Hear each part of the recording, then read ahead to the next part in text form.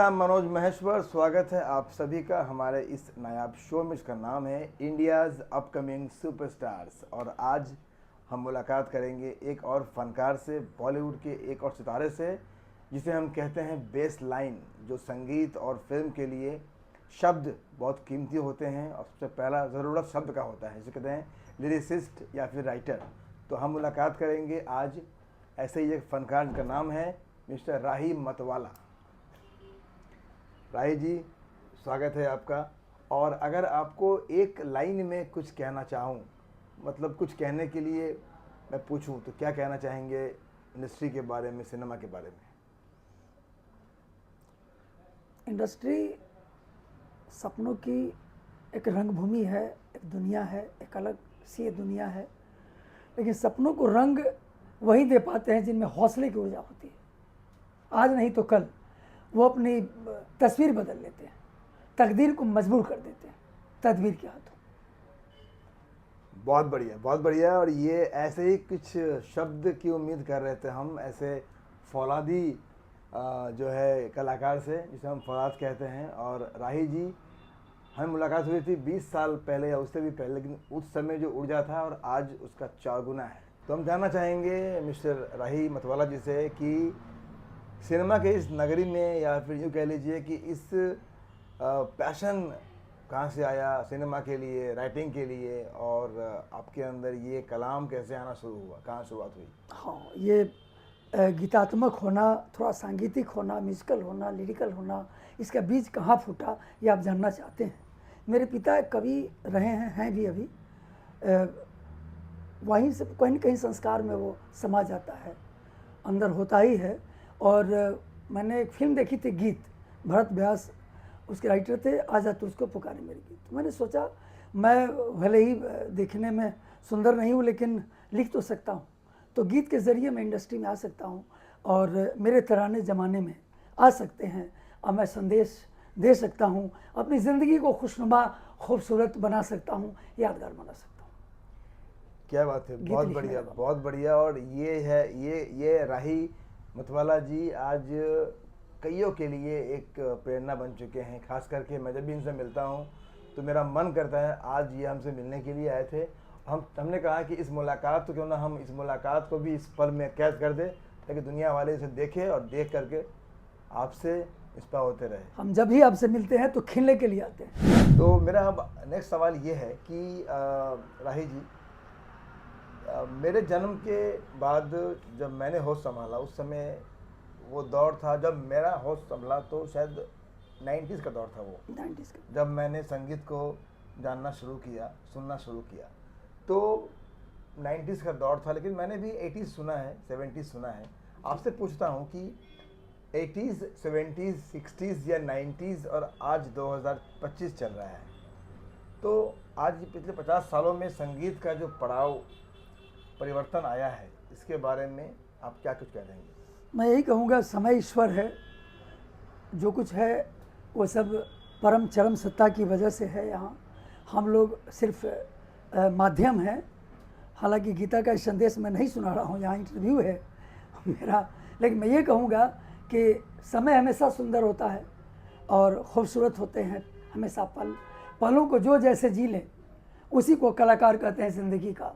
तो 90s भी, 80s भी, 70s भी बहुत खूबसूरत था, आज भी बहुत खूबसूरत है। ये ज़िंदगी हमेशा खूबसूरत है और हमेशा खूबसूरत रहेगी। क्या बात है, क्या बात है। अब जो है हमारी MFI के साथ साथ जो हमारे ऑडियंस है जानना चाहेगी कि आपके नज़र में कौन कौन से अभिनेता अभिनेत्रियाँ आपके दिल के करीब हैं और बसते हैं, क्या बात है। तब से लेकर आज तक, बताइए। महेश्वर बाबू, जब से मैंने होश संभाले हैं, जोश जो मेरे अंदर, मेरी चाहत, मेरी राहत बन करके जो उभरा है जोश, मैं ये कहूँगा मेरे अंदर भी एक ज़माना रहा है। बाहर देखता हूँ, अंदर देखता हूँ, तरानों में ढाल दूँ, यही तमन्ना बेचैन किए रहती है। लेकिन ये कहूँगा कि दिलीप कुमार बड़े सधे, बड़ी सादगी, बड़े स्वाभिमान को लेकर अपने किरदार को जीते रहे। उनको अभिनय का सम्राट भी कहा गया। लेकिन राजेश खन्ना फतह की राह में जो उन्होंने चमत्कार किए हैं, या तकदीर ने तकदीर ने उनको जो दिए हैं, मैं समझता हूँ कि उस तरह का सुपरस्टार न पहले था न अब होगा, न हुआ है। और अभिनेत्रियों में वैजंती माला रही हैं, राखी जी रही हैं, और वो एक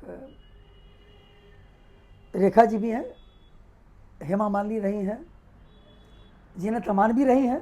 क्या बात है, कहीं ना कहीं जो है आप जो है सभी कुदरत ने जो भी खूबसूरती बनाई है, हर खूबसूरती हमेशा डायमंड की परख आपको है, हमेशा असर छोड़ती रही है ज़माने पर, और हर बार हर ज़माने का अपना नशा होता है, हर ज़माने का अपना नशा होता है, हर खूबसूरती का अपना असर होता है।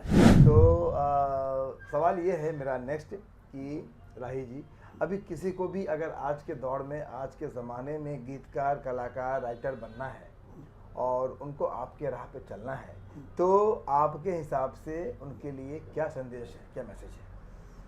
गीत लिखने की प्रेरणा वहाँ से पैदा होती है। इसके लिए मैं एक मुखड़ा सुनाऊंगा।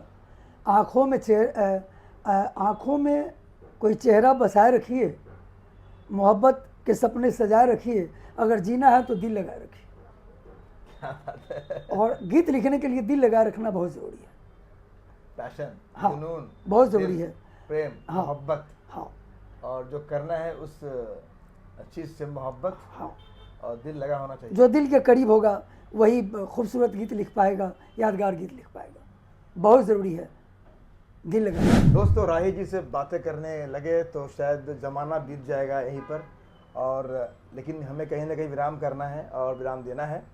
तो आज का हमारा एक लास्ट सवाल है, जो हमारे MFI की जो टीम है इस आपके सवाल के जवाब से एनर्जी में आएंगे।